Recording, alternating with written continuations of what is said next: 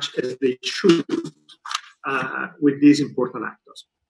So what we aim to do today is really to advance the discussion, to discuss what we have learned since our meeting in 2018, give an opportunity to all our partners to share their thoughts and experiences, and chart an agenda for the future. An agenda that we hope will support the realization of a knowledge platform, of a policy dialogue platform that we have called Cities Connect, and that we're very proud to co-host with our friends in UN Habitat, and that is currently benefiting from financial support from Swedish SIDA. This platform aims at connecting and amplifying, magnifying the excellent work that many of you around the table here are doing, and therefore it's not something that we see as owned by us, but actually something that should help everybody to advance our common objective and our common goals. So without further ado, let me conclude by highlighting a bit the choreography of this week. We are meeting in three installments with this virtual format. We will start today by looking at the linkages between climate change and intermediary cities. And one of the main purposes of today is to identify the challenges through which climate change affects intermediary cities, as well as highlighting how the fast growth of this agglomeration can be a factor of mitigation and reduction in greenhouse gases emissions, but also how intermediary cities can become important actors for adaptation to climate change. And here we will have an excellent panel to discuss what we know, what we don't know, and where we should invest going forward. The second session tomorrow will focus on the question of mobilizing financial resources. This will be led in particular by our colleagues at Habitat. And the objective will be to identifying strategies, first of all, to identify challenges, but then strategies to filling financing gaps and looking at innovative solutions and innovative approaches to respond to the financing needs of intermediate cities. We will then conclude on the third day with a discussion about strategies, and in particular about how within the urban development policies of a country, how we can better place the challenges and needs of intermediary cities in order to realize their potential. And this is what we like to call having a kind of a holistic approach where we look at rural-urban linkages, and we try to break silos between urban policies and rural policies. And we recognize that cities actually play an important role for rural development as well, and that therefore a territorial approach to policy making is necessary. Let me conclude here and give the floor now to Marco and then to Emilia Saez. Marco in representation of Eduardo, and then we will have Emilia. Let me just say that we're very pleased to have you with us, Emilia. We are very pleased to have a partnership with UCLG, and we see this as the beginning of an important journey to influence the international development agenda, to put the localization of the SDGs and the role of territories at the center of our efforts. So let me stop here and give the floor to Marco and then to Emilia. Marco, please.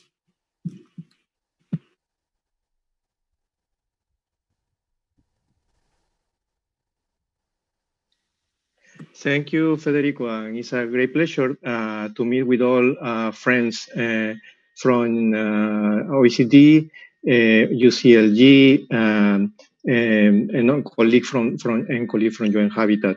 So my name is Marco Camilla of the Knowledge and Innovation Branch, UN Habitat, and counterpart of Cities Connect program at UN Habitat. So our colleagues, Eduardo Moreno, who is the branch coordinator, unfortunately was called for a meeting by the government. So he is a branch coordinator. At the same time, he is also representative of the office of Mexico in the city of Mexico. So as Federico mentioned, so 2 years ago, we organized a meeting at OECD in Paris to discuss secondary cities. And that provided the base to the starting point for this program, Cities Connect. I just want to mention 4 things that we identified during the 2 days that we were discussing. The first is that intermediary cities plays a role in poverty reduction and territorial development, but the empirical evidence is needed to understand the dynamics. The second point is that that we identified is that tapping the potential of intermediary cities requires a territorial approach and better coordination among different levels of governments. And we also need to understand that better. Number 3 is that importance of finance, that urban finance is needed for intermediary cities to provide infrastructure and basic services.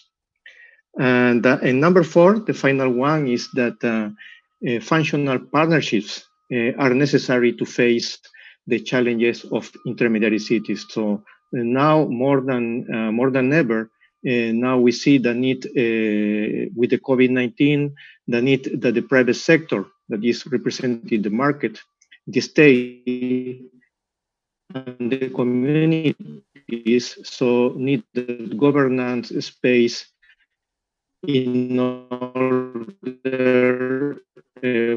for intermediary cities to fulfill their functions. So I want to, without the support from the, I want to say that these cities, thanks to our partners, OECD Development Center, Federico Bonaglia, and to my counterpart, Vicente Ruiz. And my appreciation to Emilia Saiz, who is a partner almost every week, so we are organizing joint events. And also UCLG is providing really great contacts with city networks, and is always with city leadership. And my appreciation as well to OECD and UN Habitat colleagues, better intermediary cities, and support policy design in the developing world. So thank you very much. And next. Well, thank you very much, Federico and Marco, for this very kind introduction, and congratulations for pulling this together. I also want to congratulate you with your evolution from secondary cities to intermediary cities. This is very important for us because we don't think there are first-class and second-class cities.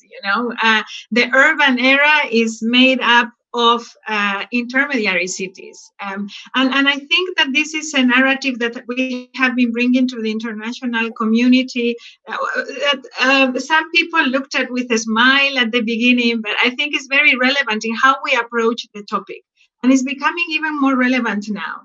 We need to understand that intermediary cities are the connection between the citizens of the mega cities of the world and the rest of the inhabitants of Earth, and that they are really the hub, the place where our societies are actually shaped. They might not be the places where all the innovation happens, but actually they are the spaces where everything consolidates. And that is also why I think in this topic that we are touching upon today on the relationship on climate action and intermediary cities, I think this famous sentence of the UN Secretary General that the battle against climate change will be won or lost in cities, I think we need to say that is true. And those are probably the big cities that have a very big say in it. But the battle for the ecological transformation that is needed will be won or lost in intermediary cities. In the true transformation with production models, with consumption models, with different types of economy, building local economic and social development, promoting peace needs to happen in these territories.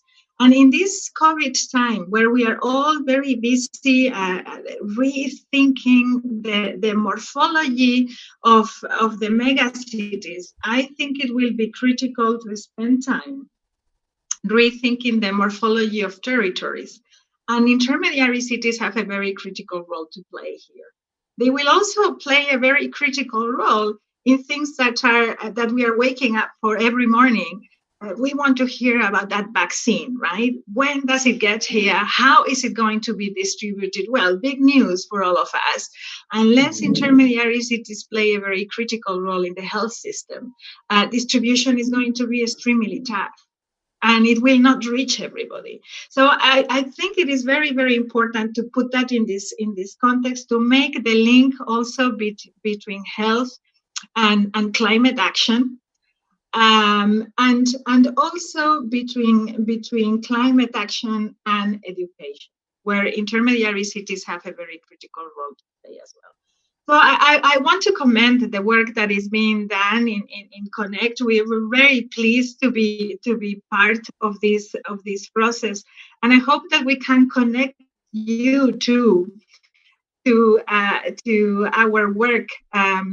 We just had our World Council last week, where our leadership agreed that we needed to work towards a new pact for the future, a pact that should be built between local and regional governments and communities, and that needed to be built in 3 axes: a pact for people, a pact for planet, and a pact for government. All of these aspects will be critical in the discussion that experts are going to have today on how we are going to be looking at the role that intermediary cities need to play. So we very much look forward to working with you, not only identifying the interesting cases, and I see Mayor Araujo already with us, but also in making sure that we transform the conversation. I think a lot of transformation has happened already. We have all evolved together. And I think that this platform should also offer that space. I also would like to offer another common space that we have with you in Habitat and Metropolis, and that is Cities Are Listening experience, building on the life learning experiences. I think there is a space there, certainly, to continue working together. And finally, I want to remind you that our GOLD report number 4 was dedicated to the co-creation of the urban era. And a special chapter was devoted to the challenges and opportunities of intermediary cities. I think it's very relevant for colleagues around here to have another look at that document. And we will make sure, I'm sure my colleague Firdaus, that will stay with you throughout the session, will bring that back to the table. We very much look forward to working with you. And congratulations to the OECD also for making this connection with the partner countries, and opening up the minds and hearts of OECD members, because our future is connected. The one cannot exist without the other. So congratulations again, and count us in. Thank you. Thank you very much, Emilia. We are true believers of the power of partnership. And from the very beginning, we envisaged this as a space where we can crowd in, now a bit socially distanced, but always crowd in, because we know that we don't have, first of all the answers. We may have maybe some of the good questions, but we don't necessarily have the answers. And second, we know that the magnitude of this challenge is such that there is no single actor that can deliver upon it. And this is these people, and we're very glad to hear your willingness to engage. And of course, many of the colleagues that are around the table today represents their individual capacity or institutional capacities, other partners that we are bringing on board. Let me, before entering into the session 1, and we are more or less on time, so I'm glad that we're not eating into discussion time, but let me just maybe recall who is around the table here. We have a good mix of actors. We have both representatives of member countries of the Development Center.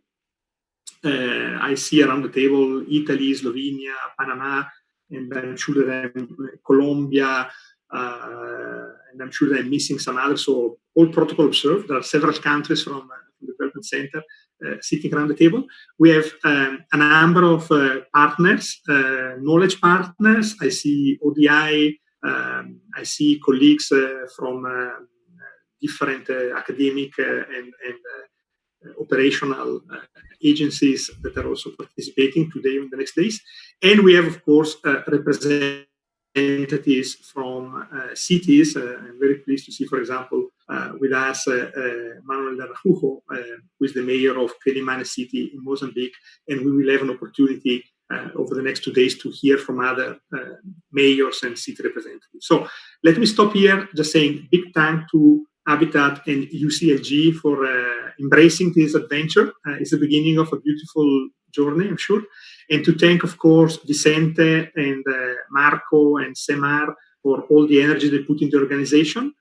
And also to acknowledge here, I saw him in the Zoom, the presence of colleagues from the Center for Entrepreneurship and Urban and Local Development. I see Tadashi and other colleagues around the table. We will have an opportunity to listen also to them, which are our internal partner in crime.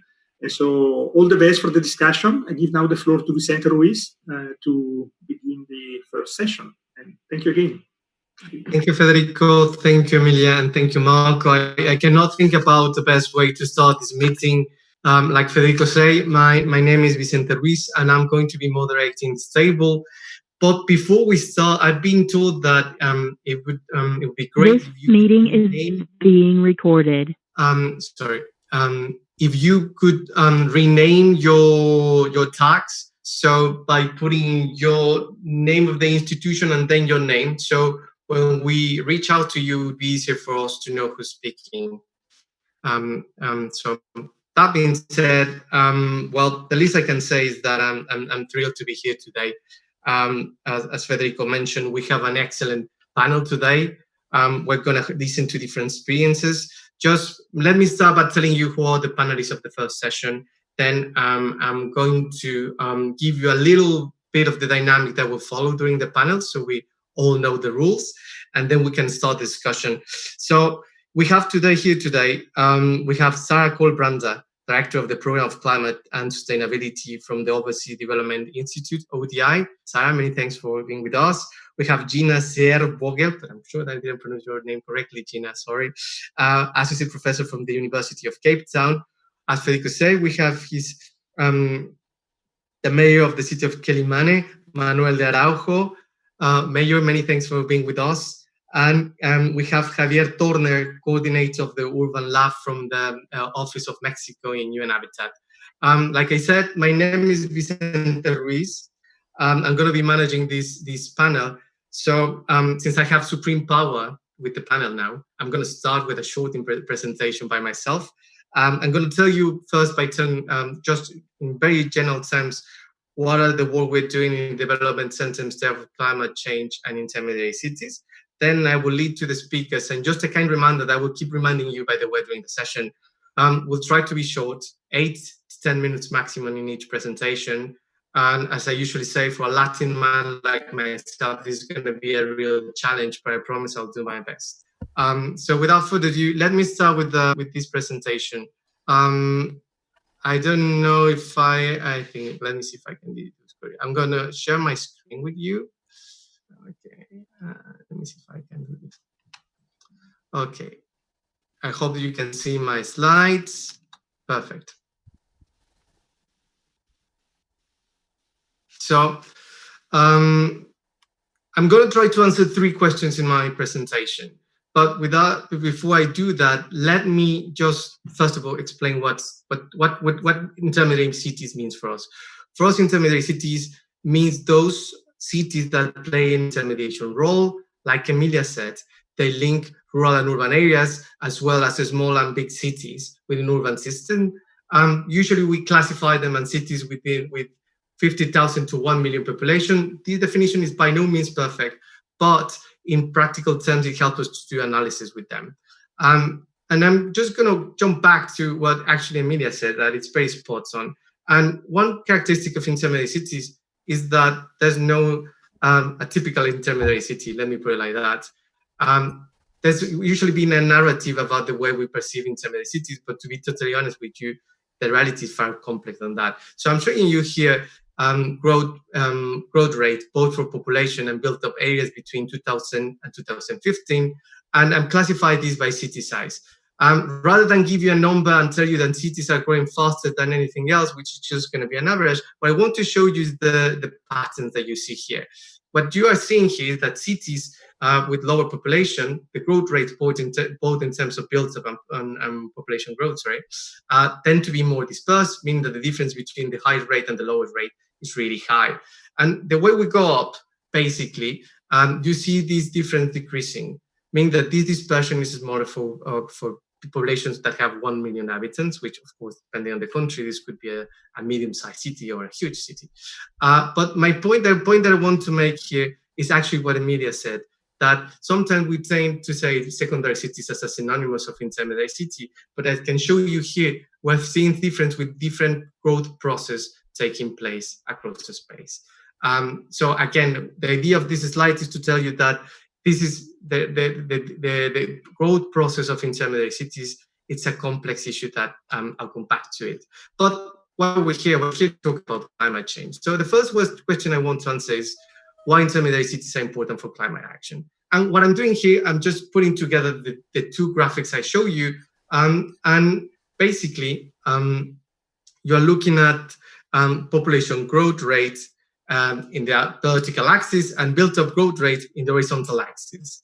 And just to make it easier for you, I draw in blue those cities for which density decreased between 2000 and 2015, and in red for those the density increase. So, although it looks like a linear pattern, the reality it's kind of a complex discussion here, to be honest with you. We're seeing that in some cases, a large share of these cities has grown, built-up population, has grown faster than urban population, which means that these cities are expanding faster than the population, leading to sprawl. This is the main connection to climate change. In many cases, we're seeing that cities are growing without control, which leads to two important issues that are directly for discussion. First one, a large share of this population is more exposed to climate risk. And second, as cities grow with this pattern, they are more prone to have higher rates of greenhouse emission, of course, pollution. But what I want to make sure before I change this slide is that this narrative is not so simple as that. No, all intermediary cities are expanding like crazy. Not all intermediary cities are growing without control. We see both things here. So this is just a reminder about the complexity of this issue. But next, the second question I'll try to answer here is how does climate change is affecting intermediary cities? We have a set of direct effects, which are the usual suspects. We have heat waves, we have water stress, droughts, flooding, storm, sea level. These depends in a large extent to the geographical position of the city, but also to their socioeconomic characteristics. What makes intermediary cities particularly important for this debate is the fact that they have to deal with the compounded effects of climate change, meaning that they are also influenced or they are affected by what happens in rural areas next to them. There are different channels through which this is diffused.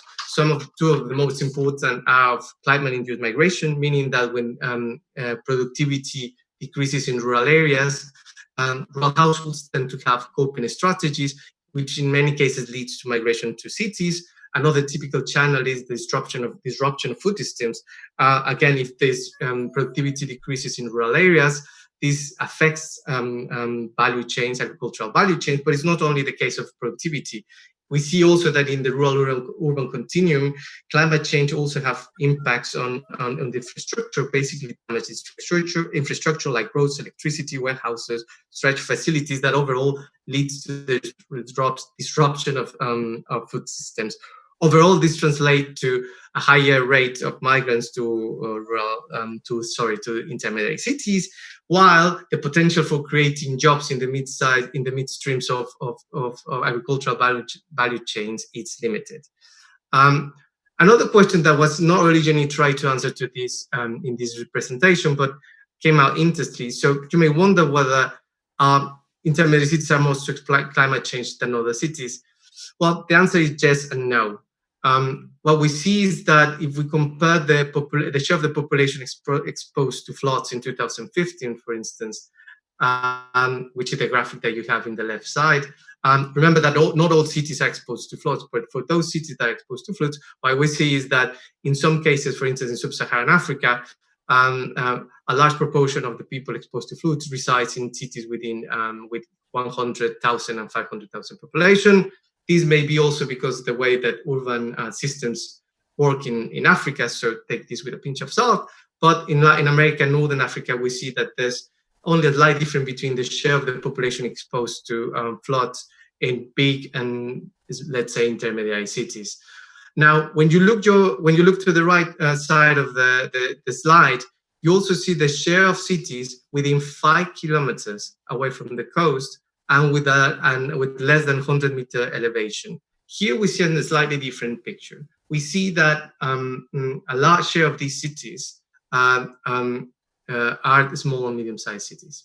Again, the answer is yes or no, but I think that we need to better understand these kind of issues if we want to have more adequate policies. The last question that I'll try to answer, but I won't actually, because I have some other colleagues that probably provide further inputs on this, is how can intermediary cities help to address climate change? Well, as I mentioned before, population growth and city expansion is going to play a key role in the development process of the cities, but also as urban wealth increases, the demand for energy, infrastructure, transportation, and basic public service will increase.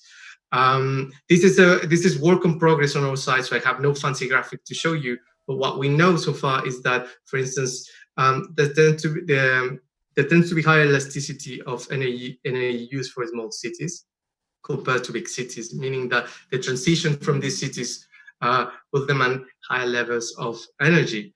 Also, but back to the issue with intermediary cities, I think that the main message from here could be that intermediary cities can actually tap on the early stages of infrastructure to implement instruments that reduce greenhouse emissions, which absolutely would imply also adopting early and coordinated spatial planning. So just to conclude, back to actually something that Emilia said, I think that it's important to keep in mind. I think that we need to revise our narrative. And the complexity of the phenomenon we're seeing here requires much more analysis than just saying that density is decreasing in developing regions or that intermediary cities are growing without control. As I tried to show you before, this is not only the case. We have a very complex system that it's very, very national based or even geographically based, but also in terms of capacity. I know my colleagues will talk later on this as well, but we also tend to think about intermediary cities as synonymous of limited capacity. As I'm sure Mayor Araujo will show you, there's some example that clearly show that this is not the case. There's a lot of scope for climate action in small and medium-sized cities. Just accept and address heterogeneity. I think it's something we need to take into account. And this takes us back also to what Federico and Marco said. If we think about sectorial policies that just try to address urban issues without discriminating across cities, well, probably miss the mark, because there's a lot of heterogeneity that needs to take into account. And just one final thought, keep in mind that climate issues do not stop at city borders. There's a strong interaction between urban and rural areas, and we need to find mechanisms in which municipalities can coordinate and address these issues in a coordinated way. Just to briefly conclude, for Cities Connect, in the next months, we'll continue with this empirical analysis we're doing with intermediary cities and climate change. We apply machine learning, GIS methods to try to clarify some of the complexity that I tried to show. We'll continue promoting dialogue regarding intermediary cities and climate change in the next year. And we will launch a report in the second quarter of 2021, summarizing all this analysis. Thank you very much for bearing with me. I'll lead back to, I'll go back to our panelists. And if you allow me, again, knowing that I have absolute power here, I'll start by giving the floor to Mayor Manuel de Araujo, who can tell us a little bit more about the experience of his municipality and how they've been addressing climate change. Mayor, the floor is yours. Thank you.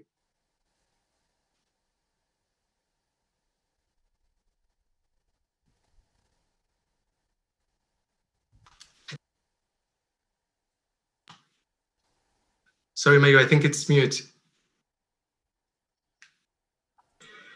Can you hear me now?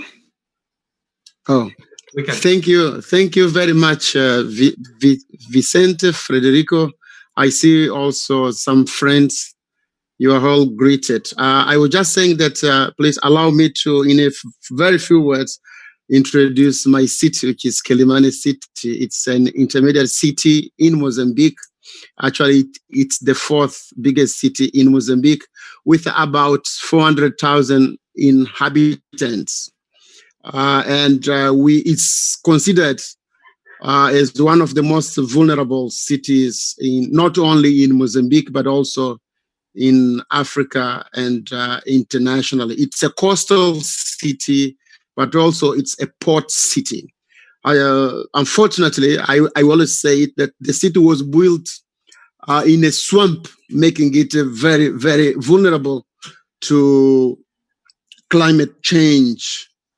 So in the last few years, we've been experiencing more and more frequent climate change events. Only last year, to mention 2019, Mozambique was affected by two big cyclones. One was Cyclone Idai, and the other one was Cyclone Kenneth. And though Cyclone Idai hit mainly the city of Beira on the south of Quelimane, but because of the proximity, we were much affected by the winds, but also by the rains that came up with the cyclone. But again, during last year, we faced the consequences of another cyclone, which was Cyclone Kenneth, which though it hit mostly the city of Pemba in the north, but also Quelimane was much affected. And these two events raise awareness on not only with the local government, but also the national and with the international community dealing with Mozambique, because these extreme events are happening with more frequency. And one of the first consequences was the issue of flooding.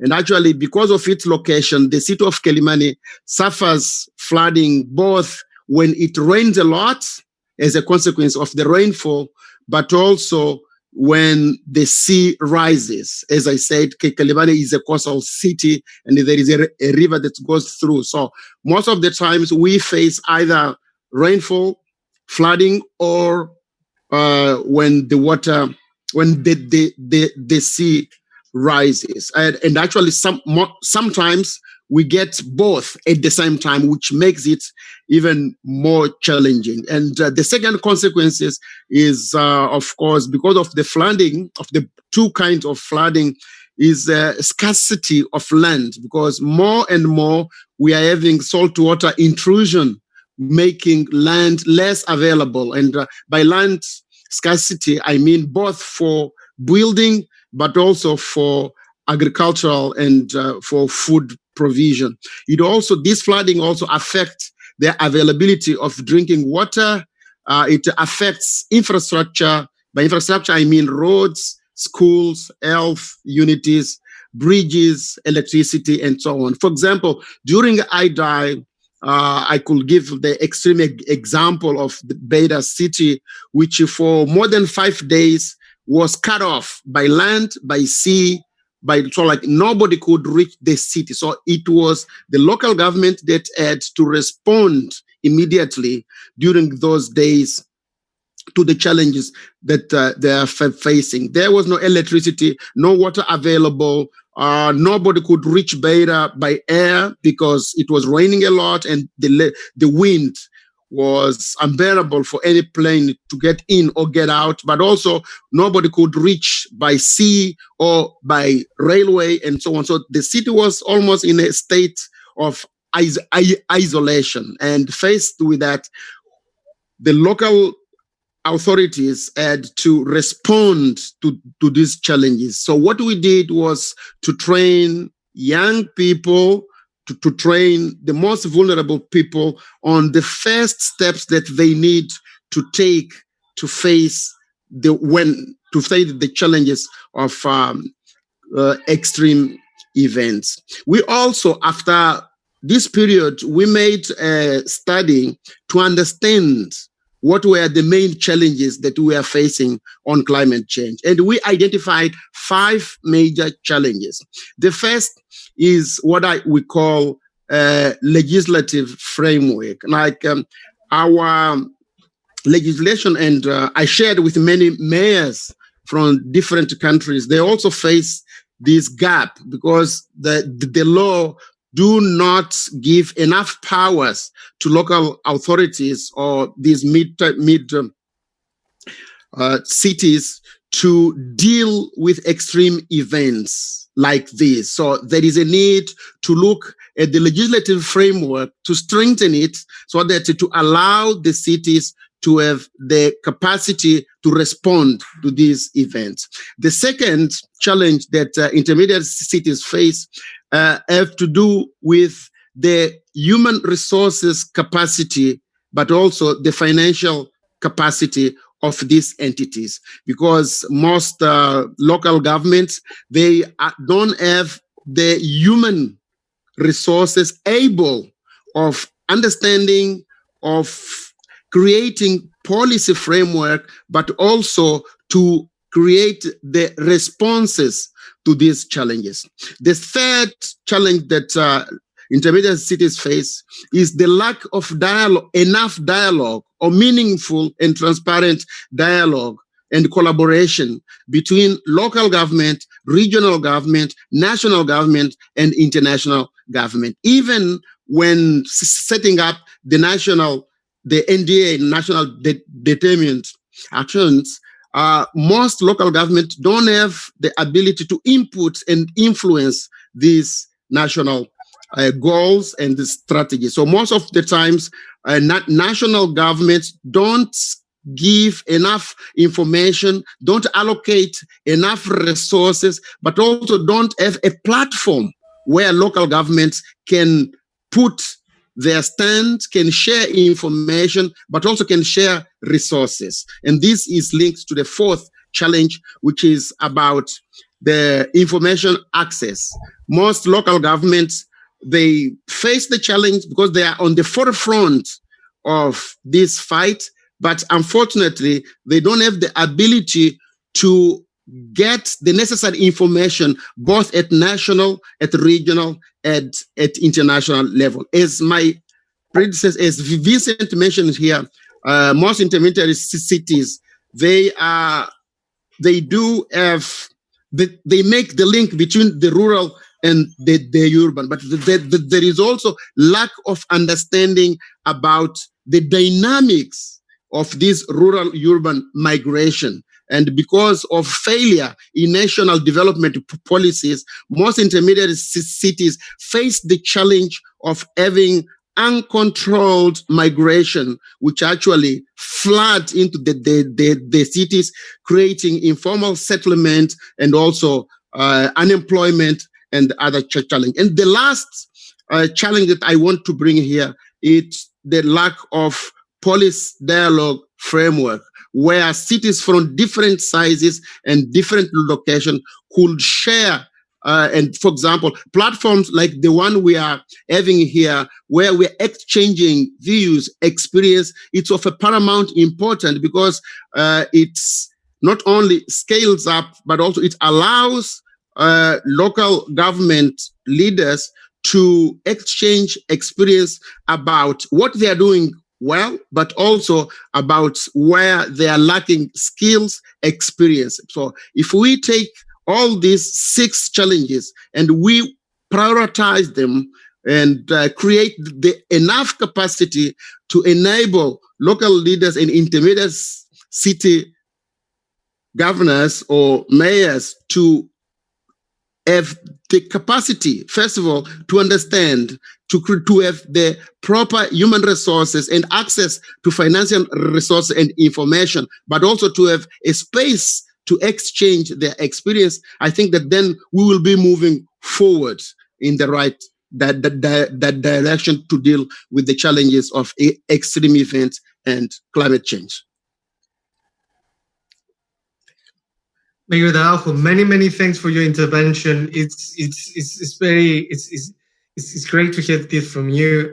This just emphasized the importance of local governments when they have to deal with external shocks, and the need to train people also, not just the government to take full responsibility, but also identify the vulnerable parties, and build on them. We take note of these valuable points you made, these 5 important challenges: the legislation one, the human resources financial one, the lack of dialogue across different levels of governments, the access to information, and the lack of policy dialogue that promotes peer learning process. Thank you very much, Mayor. I'd like to give the floor now to our next speaker, Sarah Colembrander from ODI. Sarah, the floor is yours. Thank you very much, Vincent, and thank you to everyone who's involved in organising this, some of whom I think are behind the scenes and not showing their faces and names. So I'm Sarah Colembrander. I'm the Director of the Climate and Sustainability Programme at the Overseas Development Institute in London. In my previous life at the Coalition for Urban Transitions, I think I knew many of you, and it's great to see familiar faces and friends on the call. But it's also great to see a whole cohort of new people that I haven't had the chance to work with, and see that there is this thriving community with a shared interest in intermediary cities. So a big thank you to the OECD, UN Habitat and ULCG for convening us today. I guess I want to start with a response to the call from Federico, Marco and Emilia about the urgent need for more empirical evidence in this space. And in particular today, I'm hoping to speak to the question of mitigation, climate change mitigation and low carbon development in intermediary cities, because I know that many of my co-panelists today are experts in resilience and adaptation, so I will leave the floor to them on those topics. I also see we've got representatives from South Africa, Burkina Faso, and Mozambique and Mexico. So I'm going to try and draw on some examples from Asia, particularly Southeast Asia and South Asia, where I understand the OECD Development Center is particularly active and has rich partnerships at the moment. So I'm going to share my screen now. I also have slides. Please let me know if this works.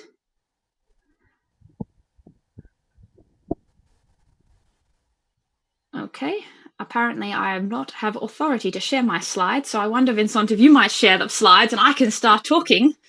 In the meantime, as those of you who do know me know, I can speak, I can have conversation with a tree, so I don't think it should be too much of a challenge. So the first thing I wanted to start off by talking about is the nature of the climate change mitigation challenge that we face.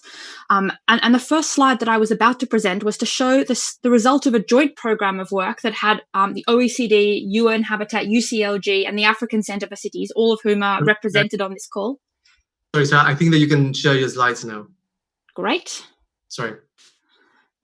Thank you for those permissions. Can everyone see the slides? Super. Sure.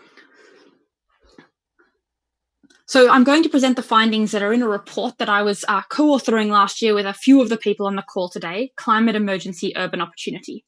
And the reason that I wanted to go back to this report, which I was actually involved in my last job, is because I think one of the really important things that it did over the course of the year that it was being authored was it brought together a very diverse range of organizations to have some of the more difficult conversations around trade-offs and realities of climate change mitigation in different cities. And many of these organizations on the call today are represented here, though it's usually different individuals involved. And particularly, I want to note the support of the UK government, German government, Swedish government, and Global Covenant of Mayors for Climate and Energy for this work. It was a space where we could really tease out the realities that climate change mitigation and climate change adaptation are not consistently win-win conversations, that there are difficult decisions that are going to have to be made. And so the processes around making climate change plans and policies need to be transparent, accountable, and inclusive to help manage those trade-offs to the maximum amount possible. And I really want to start with that context before diving into some of the technicalities. So this is the slide I was about to start speaking to, which shows where we are today, or where we were in 2015 in terms of the trajectory of urban emissions worldwide. And what you can see with that reddish line towards the top is that we're on a steady, not exponential like COVID, but a fairly steady increase in greenhouse gas emissions from urban areas to 2050, unless we see a fairly radical sea change. Obviously, we did not predict the pandemic when we were doing this modelling, so there would be a bit of a dip in 2020, 2021 now, but nonetheless, the upward trajectory is pretty clear. But what we also found really importantly is that with proven technologies and practices and policies, it is wholly feasible to reduce emissions from urban areas by up to 90% by 2050, and that mostly when those are approached as a bundle of measures, it's a cost-effective case to do so. Coincidentally, if you look at the right-hand side there, the total emissions that you would be saving in 2050, that's about equivalent to the total emissions from China and Japan in 2014 combined every year. So you're really seeing that urban areas collectively have an awful lot of a contribution to make. But one of the details that I think was neglected in the follow-up from this report is the critical role that intermediary cities play in decarbonisation. So this graph, which is particularly pertinent to today's conversation, shows where that share of urban abatement potential is distributed among cities of different size. And that orange space there, which takes up over half of the abatement potential, is cities of less than 750,000 people and more than 300,000 people. So you have a belt of fairly medium-sized cities. I know that they might be larger for some countries represented on this call, but certainly not mega cities where a disproportionate amount of the opportunities to reduce emissions are concentrated. And that's really important because local governments in smaller cities rarely have, as the mayor was noting before, they rarely have the technical or the financial resources necessary to seize those low carbon opportunities, even if overall there is a compelling economic and social case for those investments in terms of commercial returns, in terms of public health, in terms of economic productivity. Just for contrast there, I want to note that the light blue in the corner, which is the megacities of over 10 million people, there's only 29 megacities as of 2015 included in this report of that size, and they also have a disproportionate role to play at 12% of urban abatement potential. But those cities, by contrast, the Londons and New Yorks and Tokyos and Beijings, tend to be very well resourced and able to take unilateral action in a way that perhaps some of these smaller cities like Jinja and Palembang and so on are not able to do. The other thing I want to note, since we are convened by OECD Development Centre, is that 75% of this abatement potential is in non-OECD countries. 22% is in China and 12% is in India. The big player among OECD countries is unsurprisingly the US, which accounts for about 15% of urban abatement potential, which gives us new reason for optimism, whatever your other politics might be in light of the recent election. I'm going to go back a little bit further and draw on a body of work that was produced at the University of Leeds between about 2013 and 2015, just to really tease out what that economic case might look like for individual cities, and again to make the case for the real importance of intermediary cities here. So we ran a program of work over those years that basically developed a baseline of where each city that was involved, for the 10 cities we worked with, what is happening to their energy use, their economies, and their emissions